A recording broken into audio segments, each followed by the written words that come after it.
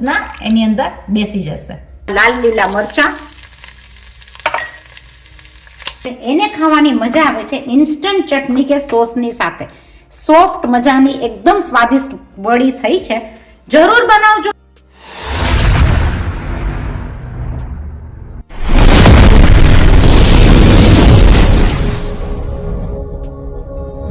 દરરોજની નાસ્તાની રામાયણ હોય નહીં ને. મારે તો એવું ઘણી બધી વાર થાય, મહેમાન આવવાનો હોય, શું બનાવું? તો આજે આપણે બનાવવા માટે જઈએ છીએ કોથમીર વડી. એટલી સરસ રીતના થતી હોય છે, સિમ્પલ સરળ રીતના ફટાફટ બનવા વાળી કોથમીર વડી કોઈ પણ બનાવી શકે. અને મારા સોંગ્સના જો શોખીન હોય, બોલિવૂડના શોખીન જે હોય, એ જાય ઇન્સ્ટામાં ઓસ્ટ્રેલિયા બીના મોદી બોલિવૂડના સિંગિંગ્સ રોજના આવતા રહેશે, અલગ અલગ નવા. ચાલો આપણે બનાવીએ કોથમીર વડી. ચલો આપણે બનાવી નાખીએ કોથમીર વડીની તૈયારી. કોથમીર વડીની અંદર જે લાગતી વળગતી વસ્તુ મને જોશે આ, જેની અંદર ચણાનો લોટ 1 વાટકી લીધી છે, તો અડધી વાટકી મેં લઈ લીધું છે દહીં. અડધી વાટકીની સામે એનું માપ હોય છે સેમ વાટકી દોઢ વાટકી હું લઈ લઈશ પાણી. એની સાથેના વઘાર અને મસાલા માટે ધાણા જોશે, મરચાં જોશે. આપણે આદુ, મરચાં અને લસણની કરી નાખશું પાતળી એવી પેસ્ટ. એની અંદર આપણા મસાલાને લાગતી વળગતી વસ્તુ આપણે ઘણી બધી લેવાની થશે. હળદર છે, નિમક છે, વઘાર માટેનું મસાલિયું છે, આપણે આ વાપરશું આપણા રસોઈના રસોડામાં. બેટરને સ્વાદિષ્ટ બનાવવા માટે લસણ, આદુ અને મરચાંની પેસ્ટ કરી નાખશું સાવ પાતળી.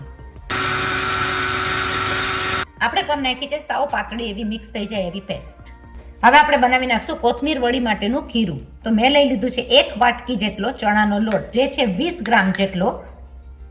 એની સાથે હું લઈ લઈશ અડધી વાટકી ઘરનું દહીં. આ ખાટું દહીં હોય તો પણ ચાલે, મોરું દહીં હોય તો તમે થોડું એવું લીંબુ નીચોવી શકો. મેં લઈ લીધું છે અડધી વાટકી ઘરનું દહીં. એની સાથે જ મસાલાની અંદર હું લઈ લઈશ પિંચ ઓફ હળદર. ઓપ્શનલ છે, આપણે લઈ લઈશું જોઈતા પ્રમાણમાં મીઠું. એની સાથેની આપણી આ પેસ્ટ જે તૈયાર છે એ આપણે લઈ લઈશું એની અંદર. વિસ્કરની મદદથી આપણે બધું આ મિક્સ કરી નાખશું. મિક્સ કર્યા બાદ આપણે માપમાં લઈ લઈશું 1.5 વાટકી જેટલું પાણી. તમે જો છાશ લેવાના હોય તો 1.5 વાટકી છાશ લઈ લેવાની. આમાં હું લઈ લઈશ 1.5 વાટકી જેટલું પાણી. સેમ વાટકીનું માપ છે જે વાટકીનું મેં લઈ લીધું છે દહીં. આ દહીં થશે 10 ગ્રામ જેટલું. એની સાથેનું એની ઉપરનું માપ છે સેમ 1.5 વાટકી પાણી. આને હું કરી નાખીશ એકદમ મિક્સ. ગાંઠા ન પડે એ ધ્યાન રાખવાનું. આપણે એની પેસ્ટ બનાવી નાખશું એકદમ સરસ મજાની સ્મૂથ. આપણે આ બેટરની કન્સિસ્ટન્સી એકદમ સરસ મજાની થઈ ગઈ છે. આ પેસ્ટને જોવાની રીત આ પ્રમાણે હોય છે કે જ્યારે તમે ચમચાની અંદર આ પેસ્ટ લ્યો તો આવી રીતના ચોટી જશે અને એની અંદર એક લાઈન પણ થઈ જશે. ધેટ મીન્સ કે આપણું આ પેસ્ટ એકદમ બરાબર છે. આપણે ઢોકળિયું કે વડી પાથરવા માટે કરી નાખશું બ્રશ વડે ગ્રીસિંગ.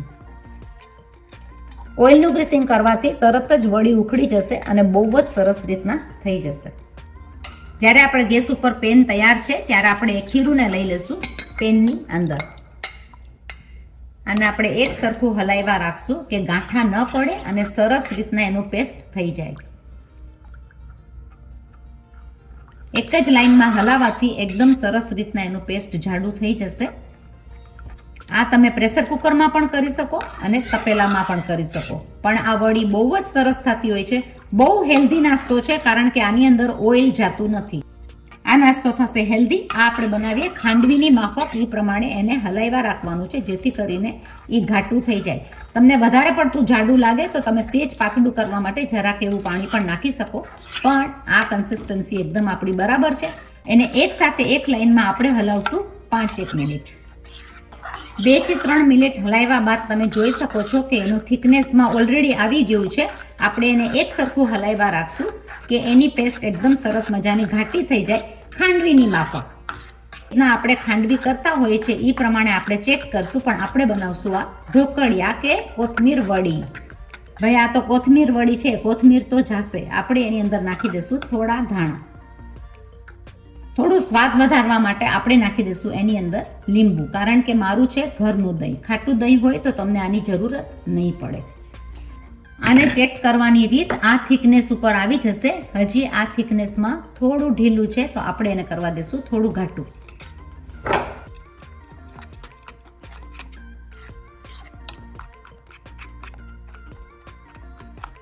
જ્યારે એની મેળે મેળે તપેલું છોડવા માંડી જાય એટલે કે આપણી આ ખાંડવીનું માપ કે આપણી ઢોકળીનું માપ એકદમ પરફેક્ટ છે. તમે જોઈ શકો એકદમ સરસ રીતના એ ઉખડવા માંડ્યું છે. એને આપણે લઈ લઈશું બધું થાળીની અંદર.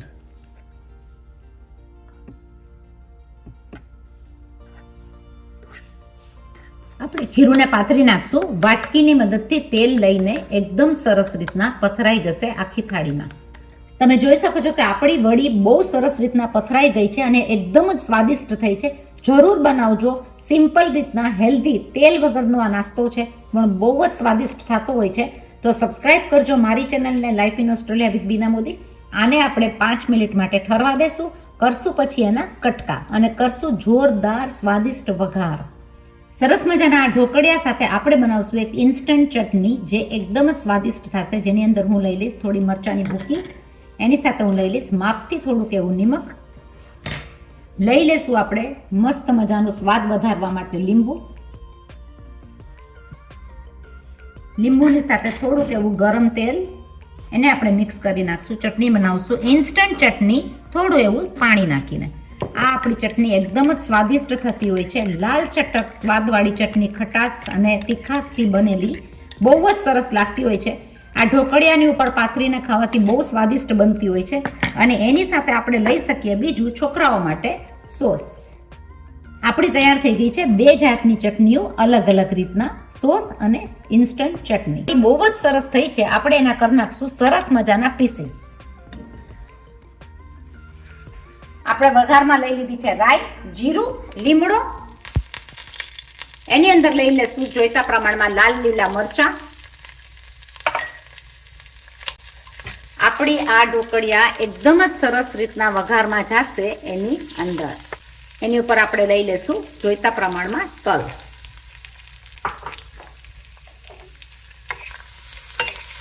કોથમીર વડી બહુ જ સરસ લાગતી હોય છે. એને ખાવાની મજા આવે છે ઇન્સ્ટન્ટ ચટણી કે સોસની સાથે. સોફ્ટ મજાની એકદમ સ્વાદિષ્ટ વડી થઈ છે. જરૂર બનાવજો.